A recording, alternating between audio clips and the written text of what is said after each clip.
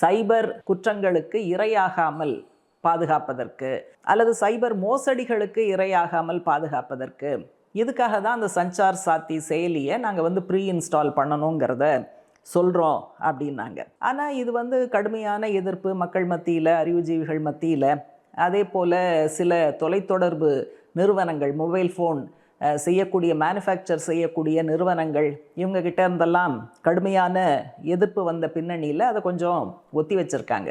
அந்த ஃபோனை யூஸ் பண்ணுறவங்க எந்த மாதிரியான அரசியலை பின்பற்றுகிறார்கள், இப்போ ஃபேஸ்புக்கில் மற்ற விஷயங்களில், பிளாட்ஃபார்ம்ஸில் எதுக்கு லைக் போடுறாங்க, எதை ஷேர் பண்ணுறாங்க, அரசுக்கு எதிராக என்ன கருத்துக்களை சொல்லுகிறார்கள் அப்படின்னு முழுக்க ஸ்பை பண்ணுவதற்காக, கண்காணிப்பதற்காக, ஒற்று உளவு செய்வதற்காகத்தான் இது ப்ரீ இன்ஸ்டால் பண்ணணும் அப்படிங்கிற அந்த கண்டிஷனே வருது அப்படிங்கிறத நாம் மறந்துவிடக்கூடாது.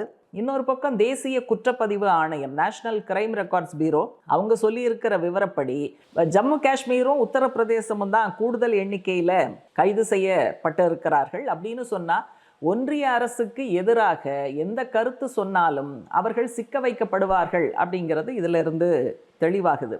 அதனால் சஞ்சார் சாத்தியாக இருந்தாலும் யூஏபிஏவாக இருந்தாலும் செய்தி மிக தெளிவாக வருகிறது. நவஃபாசிச போக்குகளை கடைப்பிடிக்கக்கூடிய இந்த அரசு ஒரு குடியரசு என்று சொன்னால் துடிப்பான வாத பிரதிவாதங்கள், கருத்து வேறுபாடுகள், கருத்து மோதல்கள் இதெல்லாம் இருக்கும். அதையெல்லாம் ஒன்றுமில்லாமல் காலி செய்யக்கூடிய, ஒடுக்கக்கூடிய ஒரு அரசாக இது வளர்ந்து வருகிறது அப்படிங்கிறத பார்க்குறோம். அனைவருக்கும் வணக்கம். பீப்புள்ஸ் டெமோக்ரஸி டிசம்பர் 8-14 வாரத்துக்கான தலையங்கம்.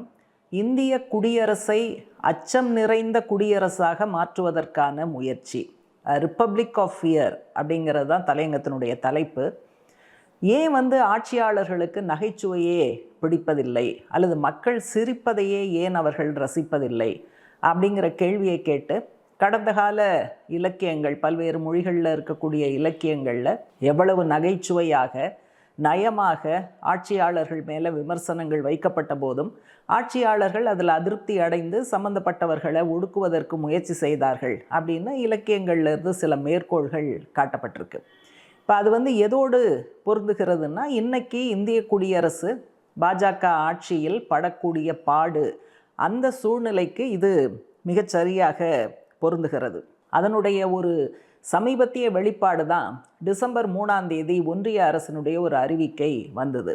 இந்திய சந்தையில் விற்பனை செய்யப்படும் அனைத்து வகை மொபைல் ஃபோன்கள்லையும் ஒரு சஞ்சார் சாத்தி அப்படிங்கிற செயலியை கண்டிப்பாக மேண்டேட்ரியாக அதில் இணைக்க வேண்டும் அப்படிங்கிறத சொன்னாங்க. அதாவது ப்ரீ இன்ஸ்டால் செய்ய வேண்டும். அதனால் அந்த மொபைல் ஃபோனை பயன்படுத்துபவர் விரும்பினால் அதை டவுன்லோட் செய்வதுங்கிறது கிடையாது.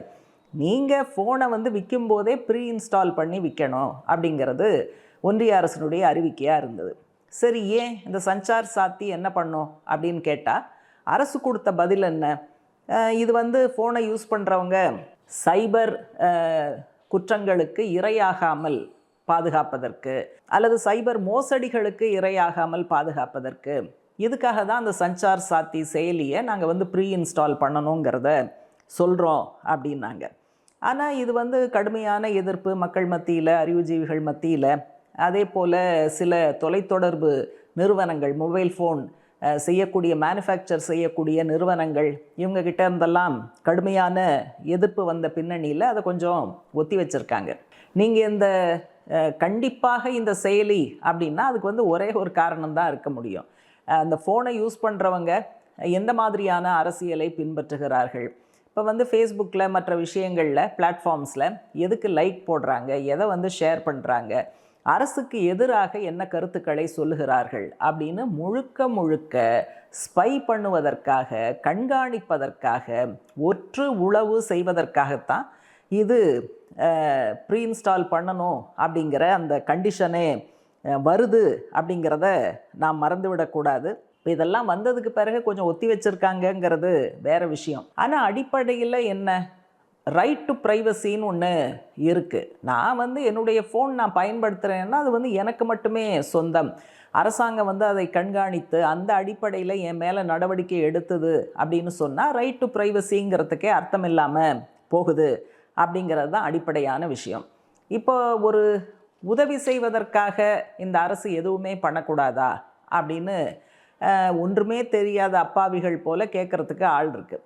ஆனால் ஒரு அரசாங்கம் வந்து எல்லா விஷயங்கள்லையும் ஜனங்களுக்கு நல்லது பண்ணி அதோடு சேர்த்து இந்த மாதிரி ஒரு செயலியை ப்ரீ இன்ஸ்டால் பண்ணணும் அப்படின்னா கூட நம்ம ஜஸ்ட் ஒரு நிமிஷம் யோசிக்கலாம். அப்போ கூட ஒத்துக்கணுங்கிற அவசியம் இல்லை, ஒரு நிமிஷம் யோசிக்கலாம். ஆனால் இந்த அரசாங்கத்தினுடைய மார்க் ஷீட்டு, ரேங்க் ஷீட்லாம் வந்து எதை காமிக்குதுன்னா, தொடர்ந்து மக்களுக்கு எதிராக செயல்படக்கூடிய அரசாங்கம், மாற்று கருத்துகள் சொல்லக்கூடிய அறிவுஜீவிகள், செயல்பாட்டாளர்கள், சாதி ஒழிப்பை முன்வைப்பவர்கள், வர்க்க சுரண்டலை எதிர்ப்பவர்கள், இவங்கள பூரா வந்து கேள்வி கேட்காம உள்ளே சிறையிலிருந்து வாட வைக்கிற அந்த ஏற்பாட்டை அவங்க பண்ணாங்க. ஸ்டான் சுவாமி உட்பட நம்ம அந்த விஷயங்கள்லாம் பார்த்தோம். அதுல எல்லாம் வந்து என்ன சொன்னாங்க, இவங்களுடைய அந்த செயல்பாட்டாளர்களுடைய லேப்டாப்பில், கம்ப்யூட்டரில், அவங்க பயன்படுத்துகிற மற்ற மொபைல் ஃபோன் உள்ளிட்ட கருவிகளில் ஆட்சேபனைக்குரிய விஷயங்கள் இருந்தது அப்படின்னாங்க. ஆனால் இப்போ என்ன வெளிவந்திருக்கு,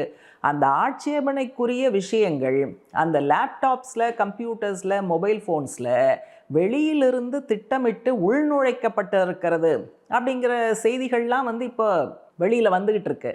அப்போ நம்ம இந்த தீங்கு விளைவிக்கக்கூடிய சாஃப்ட்வேர், மென்பொருள்னு சொல்லுவோம், மால்வேர். அப்போ அந்த மால்வேரை வெளியிலிருந்து வைரஸ் மாதிரி அதை வந்து சம்மந்தப்பட்ட செயல்பாட்டாளர்களுடைய இந்த மாதிரியான இன்ஸ்ட்ருமெண்ட்ஸில் உள்ளே நுழைச்சிட்டா அது வந்து அதில் இருக்கிற கான்ஃபிகரேஷனை எல்லாம் மாற்றி கெடுத்து இவங்க வந்து ரொம்ப தவறான, தேசத்துக்கு எதிரான சதிச்செயல் செய்யக்கூடிய செய்திகளை எல்லாம் இவங்க வந்து பலருக்கு மெயில் அனுப்பிச்சாங்க அப்படின்னு கொண்டு வர முடியும். அப்போது திட்டமிட்டு பொய்யான ஒரு ஆதாரத்தை வெளியிலிருந்து உற்பத்தி செய்து அந்த கம்ப்யூட்டரில் திணித்து விட்டு அதையே சாட்சியமாக்கி இந்த செயல்பாட்டாளர்களை எல்லாம் வந்து உள்ள தள்ளின கதைகள் இப்போ வந்து எல்லாருக்கும் ஜாமீன் கொடுக்க வேண்டிய ஒரு சூழல். ஏன்னா எல்லா ஆதாரங்களும் பொய்த்து போன நிலைமையில் அவங்க வந்து ஜாமீனில் வெளிவரக்கூடிய சூழலுங்கிறது தான் ஏற்பட்டிருக்கு.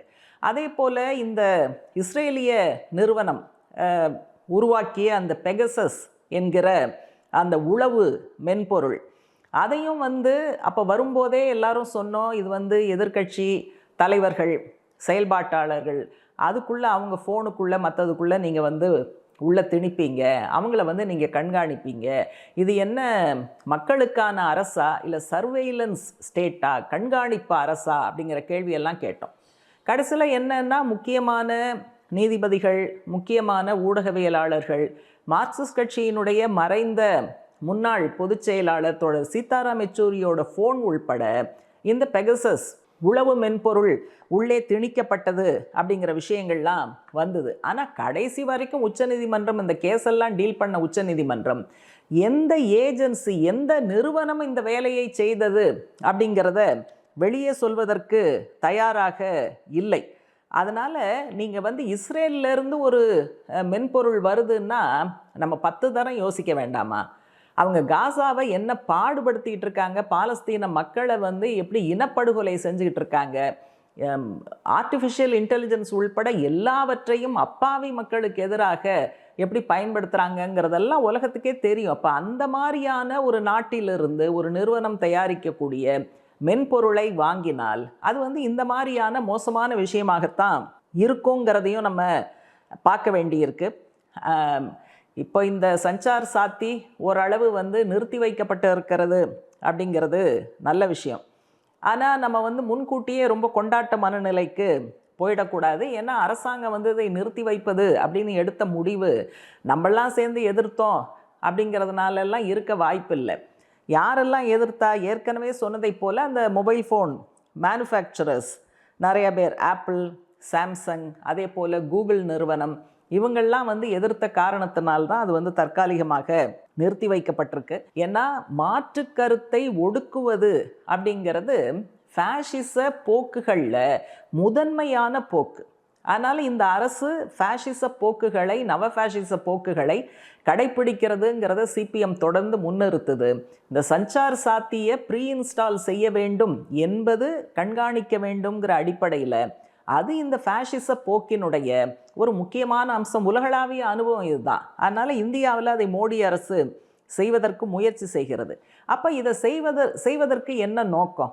எல்லார் மத்தியிலையும் ஒரு பயத்தை உண்டாக்கணும், ஒரு அச்சத்தை உண்டாக்கணும். நம்ம கருத்தை வெளியே சொல்லிடக்கூடாது, நம்ம மாட்டிக்குவோம், இந்த அரசாங்கம் நம்ம மேலே நடவடிக்கை எடுக்கும், நம்ம எதிர்காலம் பாழாயிடும் என்று ஒவ்வொரு மனிதரும் சுதந்திரமாக தன்னுடைய கருத்தை சொல்வதற்கு அச்சப்படுகிற, பயப்படுகிற ஒரு சூழலை உருவாக்க வேண்டும் என்பதுதான் இந்த அரசனுடைய நோக்கம்.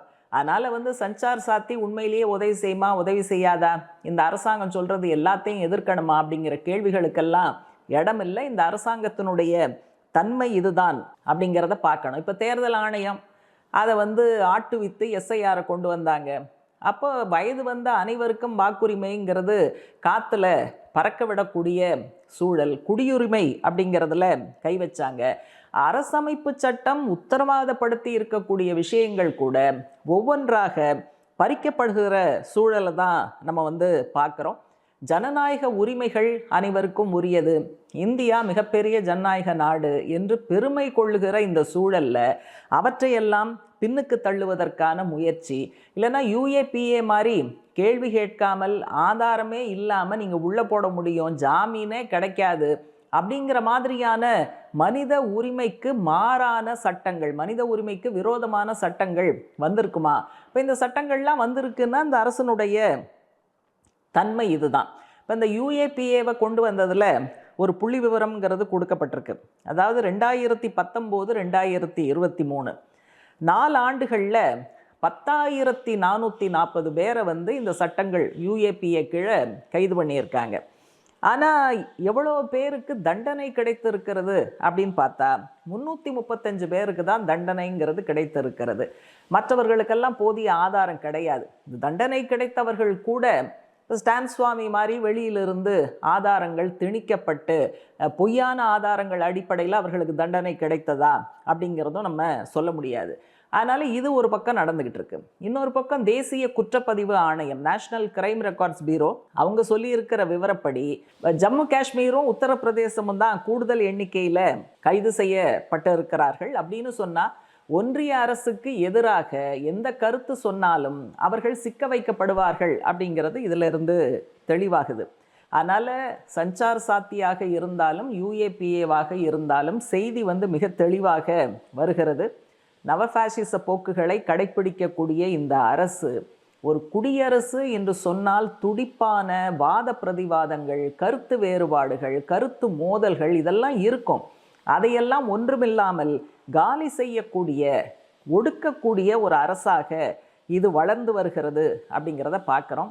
ஒரு நாடு அல்லது நாட்டு மக்கள்னு சொன்னால் ஜனநாயகத்துக்குரிய இந்த அம்சங்கள்லாம் இருப்பது மிக மிக முக்கியம். அப்போ ஜனநாயகத்துக்கான அடிப்படைகளை ஒவ்வொன்றாக இந்த அரசு அழிக்கிறது என்று சொன்னால் அனைவரும் ஒன்று சேர்ந்து குரல் எழுப்பி அரசாங்கத்தை பின்னுக்கு தள்ளுவதை தவிர நமக்கு முன்னால் வேறு வழி இல்லை என்பதுதான் தலையங்கத்தினுடைய சாராம்சம்.